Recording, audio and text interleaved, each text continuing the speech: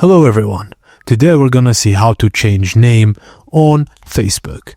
Before changing your name, keep in mind that you can change your name more than once every 60 days and Facebook doesn't allow symbols, numbers or unusual capitalization. So, open the Facebook app and log into your account. Tap the three horizontal lines at the bottom right, then scroll down, then tap Settings and Privacy, then select Settings.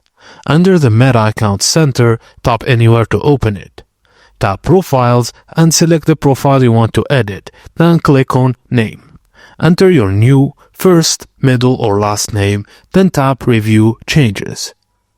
Now you have to select how your name will appear, then tap Save Changes, and done. Your name change will now be reviewed by Facebook. If your name was changed recently, you might have to wait 60 days before changing it again. And if Facebook rejects your name change, you may need to submit official identification to verify it. And that's it, guys. Thank you for watching, and please don't forget to like and subscribe for more.